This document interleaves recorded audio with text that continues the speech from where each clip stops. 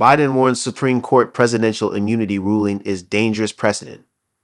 U.S. President Joe Biden said on Monday the Supreme Court ruling on presidential immunity set a dangerous precedent that could turn presidents into kings and called on the American people to dissent by rejecting Donald Trump in November's election.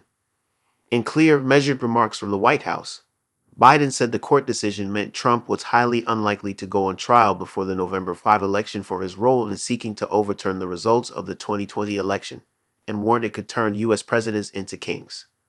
The court found Trump cannot be prosecuted for any actions that were within his constitutional powers as president, but can be for private acts, in a landmark ruling recognizing for the first time any form of presidential immunity from prosecution. This nation was founded on the principle that there are no kings in America. Each of us is equal before the law. No one is above the law. Not even the President of the United States, Biden said, reading from a teleprompter. He said the court's decision meant there were now virtually no limits on what a president could do.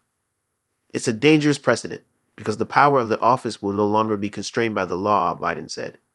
The only limits will be self-imposed by the president alone.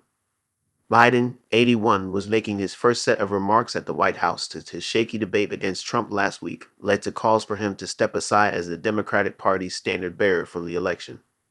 After he stumbled over his words on the Atlanta debate stage, his remarks and comportment are being scrutinized for signs that he is up to the job of running for re-election and of governing the country for 4 more years.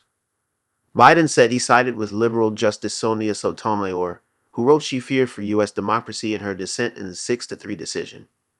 Now the American people will have to do what the court should have been willing to do, but will not. The American people will render judgment on Donald Trump's tenure, Biden said, alluding to the November presidential election. I concur with Justice Sotomayor's dissent today, he added. So should the American people dissent. I dissent. May God bless you all.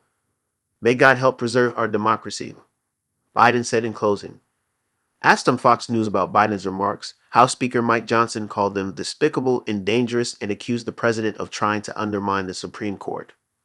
Biden is running for re-election against Trump and has been sharply critical of his rival's actions related to the January 6, 2021 raid on the U.S. Capitol by Trump's supporters, who believed Trump's false claims that he had won the 2020 election.